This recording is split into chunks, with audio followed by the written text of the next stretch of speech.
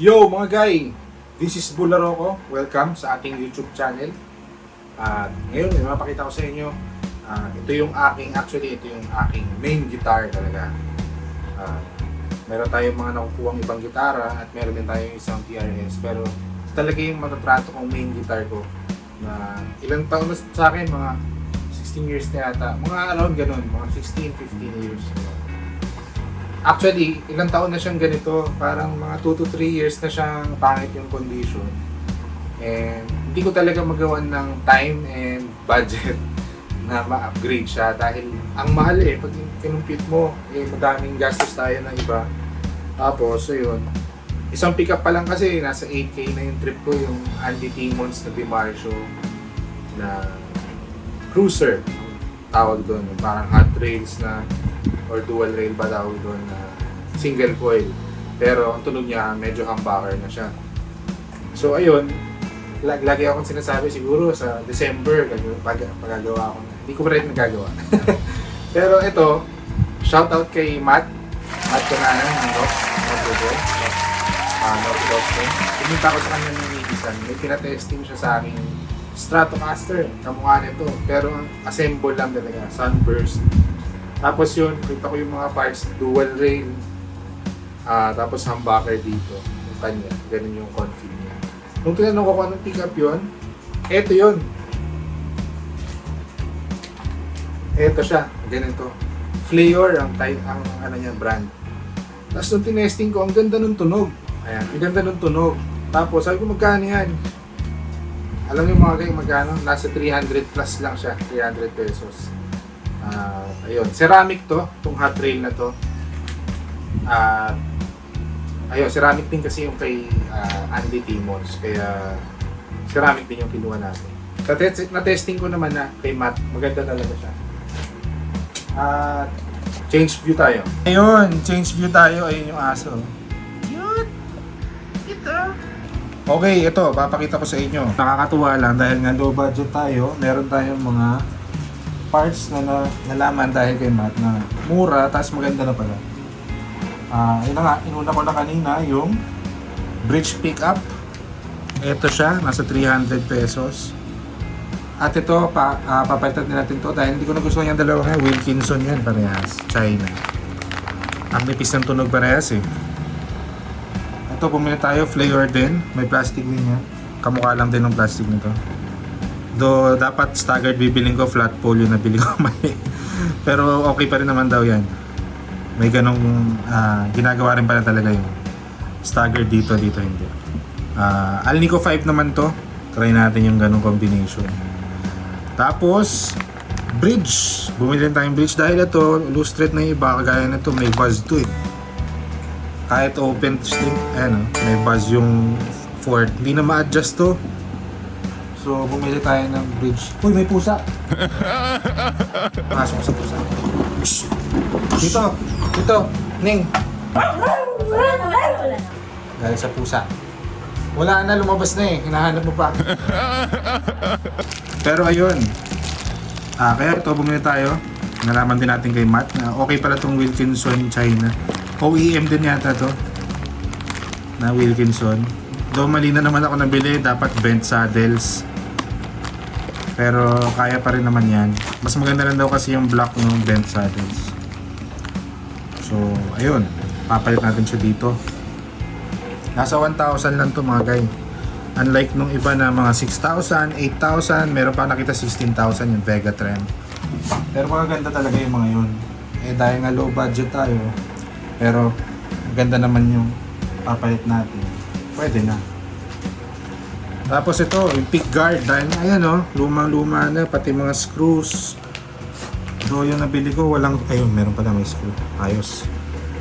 Ayan, tanggal na nga yung ibang screws. Tapos may crack na, pangit na, diba?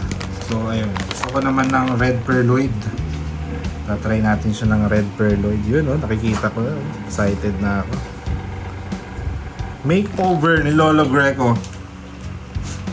And finally, bumili rin tayo ng locking tuners. Ang brand nito ay Canes. Made in Korea mga guy. Canes. locking tuners. Ito yung gamit ko sa PRS. And maganda talaga siya. So ayan, papalit natin siya dito. Dahil sira na rin yung ibang tuners nito. Pinipilit na lang gamitin. Nalalaglag nga itong mga washer na to pag natanggal yung string. So yun. Sayang naman. Mahal na mahal natin itong gitara tapos pababayaan na natin. So ayun, yung tuners na yun ay nasa 1,000 plus lang din. So isipin mo nasa less than 3,000 yata or nasa 3,000 plus yung nagastos natin. Kung marunong ka magawa, unlike ako, hindi ako marunong, papagawa ko pa sa NOF. Pero ikaw, kung marunong ka, yun lang gagastusin mo. Makakapag-restore ka na ng gitara na same yung condition nito ngayon. Gagastusin mo lang talaga yung ring fret or fret level. Ayan, kagaya niya, wala nang backplate to. Pero yan, kung nakikita nyo, mga sira-sira na yun. Natural relic yan, hindi ko na yan ipapagawa. Nakuha namin to, ganito na talaga siya. Dahil itong gitaran to ay 1979. Kaya nga binibiro ko lagi, may multo ng hapon to eh. Kakaiba talaga itong gitaran to kasi binenta ko na to 2 beses, bumalik pa sa akin. Bumabalik sa akin mga guy. Naglalakad pa uwi. So, ayun. Samahan nyo ako kay Matt. Punta tayo. Let's go! A few moments later.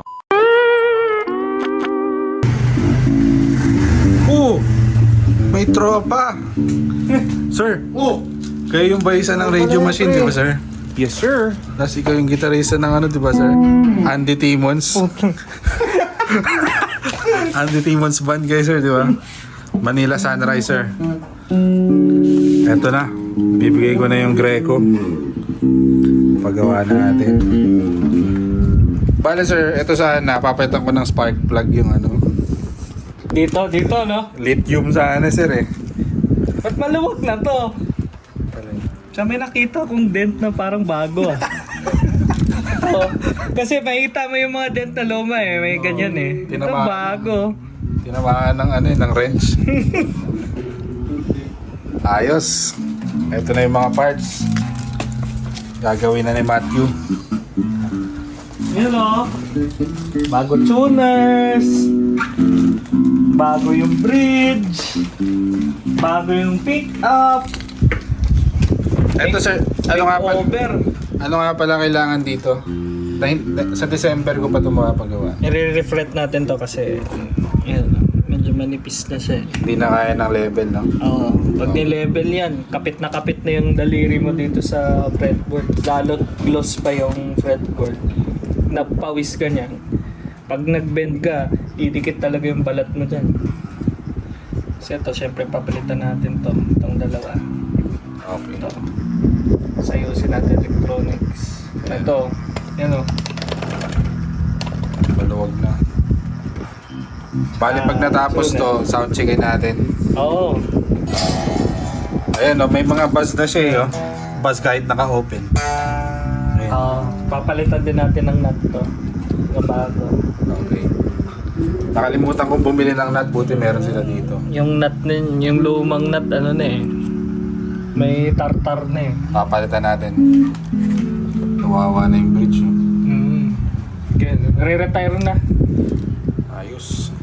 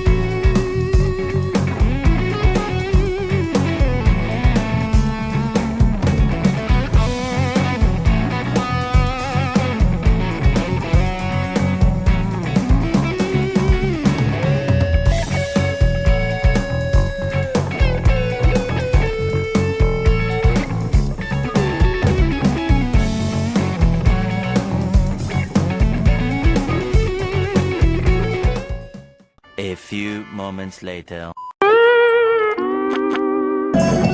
Dapat pala kinumpir natin to sa una. Pwede palang ganito kalinis, sir.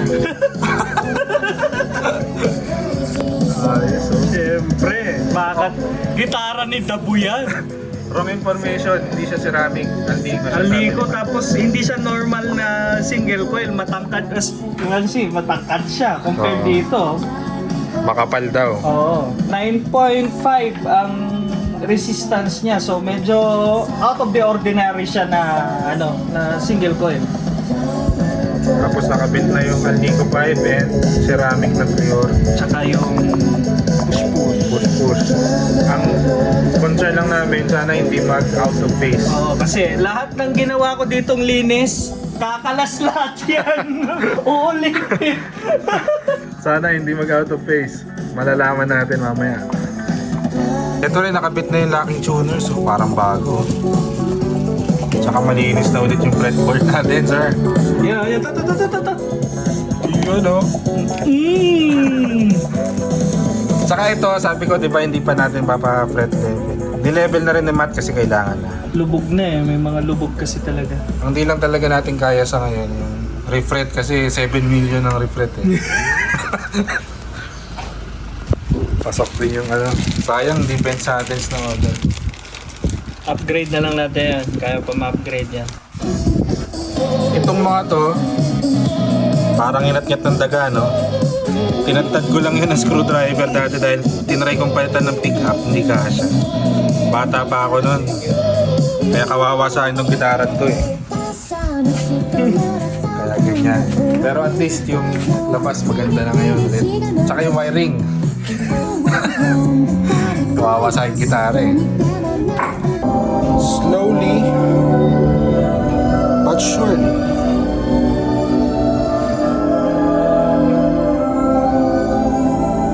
Okay. Teka, hindi pa. First sound Take two, pre. Bakit?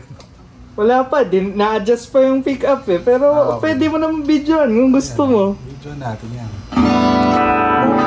Yun oh, ang kapal ng bridge oh. Alam ko na agad eh. Yung pinanggalingan niya, nanipis eh.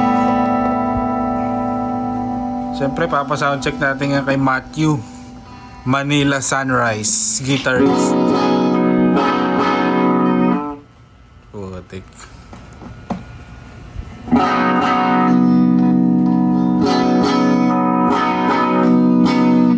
Ito yung prized possession mo. Ayun na. Na-treble bleed na. Meron ako na siya.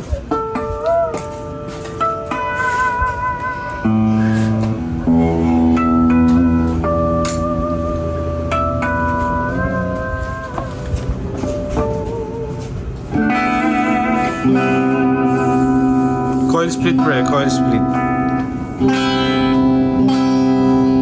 May single coil pa din.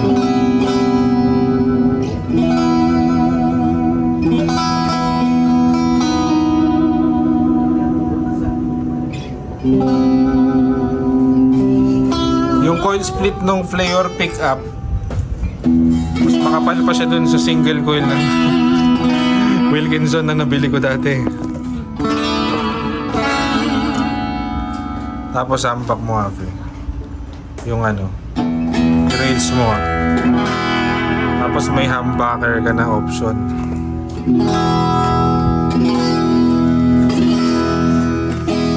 May paganto-ganto pa eh. Push.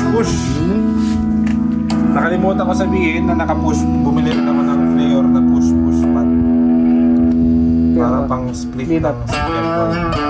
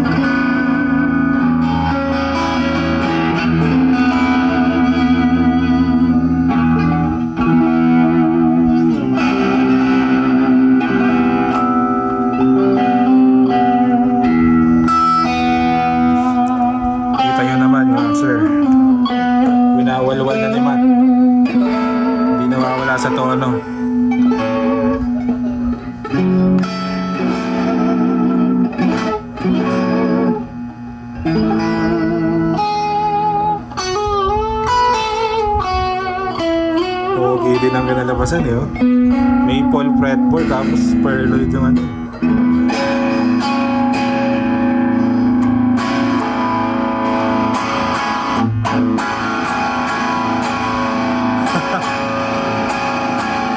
Gumagraw lang.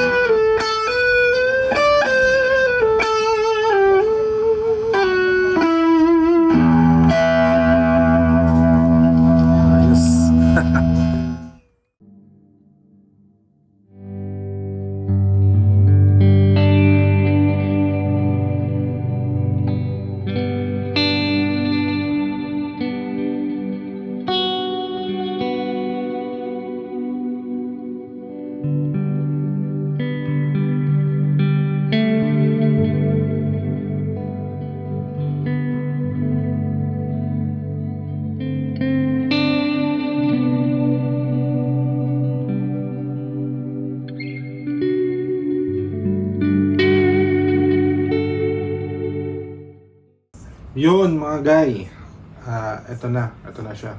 Ibang araw na to, halata naman, nagpagupit na ako. Tapos eto na siya. Final result ng gawa ni Matt lang, no? Ayan. Nakabit na yung bridge, naka-push na yung bridge pickup para ma-coil split. Tapos nagagamit natin to ngayon. Medyo nawawala pa rin siya sa tono, pero normal talaga yun minsan eh, pagka syempre hindi naman ganun kamahal yung bridge natin. Meron yata yung hindi nawawala sa tono, yung Vega Trem, 16K naman isa. Unlike ito, 1K lang. Ayan, bago na yung pick guard, bago na yung mid and bridge pick up. Tapos nalinis na rin tong fretboard. Ayan na yung canes na locking tuners. Ayun. Pero yung pagka wala niya sa tono, yung normal lang, yung madaling ibalik, yung minimal lang. Tapos may mga times din naman na hindi talaga siya nawawala sa tono. Mas lamang naman yung na yun, time na yun. Siguro pag napasobra ka lang ng tulak or pull, doon lang siya nawawala. Tapos, ayun, patinig ko na rin, sandali, mabilis lang. Ito yung clean tone niya, neck pickup.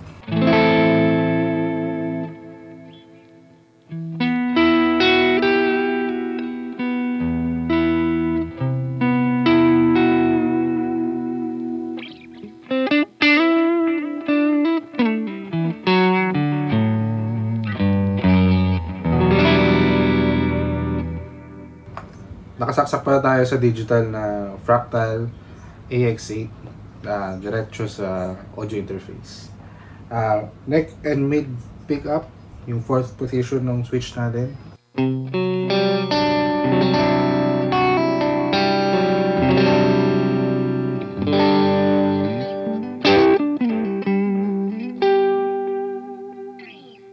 Mid pickup.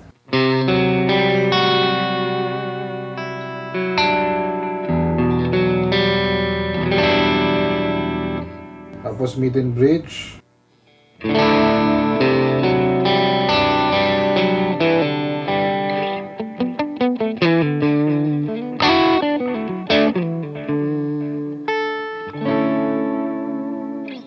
Tapos Tapos, bridge pickup. Rails siya ngayon or humbucker.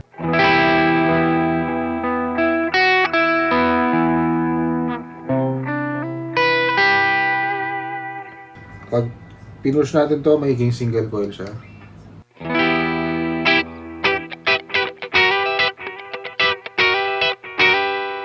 Tapos, dahil meron na tayong rails, okay na rin siya sa high gain. Rails ulit natin. Tapos may distortion.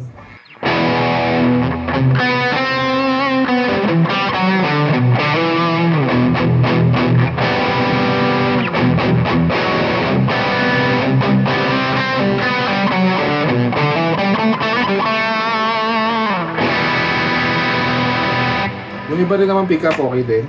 Kagaya ito, neck pickup, nagagamit ko rin siya sa high gain.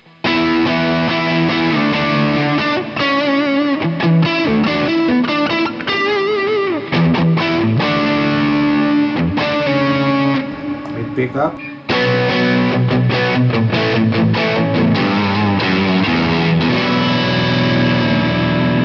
Iba rin yung bite ng single coil sa high gain eh. Pero pag naka-rails ka na sa bridge, laking tulong din. Kasi yan yung kulang na tunog ng Strat. Pagka single coil lang dito, yung ganitong kaya niya mag-heavy.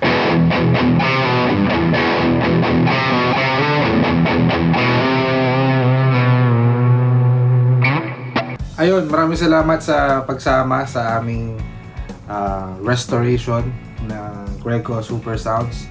Again, maraming salamat sa Nov Customs o Nov Repairs, kay Matt Cunanan at kay Christian Acol, shout out. At syempre kay Trends Unabia sa pagsama sa akin nung nakaraan sa pagpunta doon. Ayun, like, share, subscribe. Bula Rocco sa YouTube mga guy. Abangan pa yung ibang videos na parating. See you! Bye guys!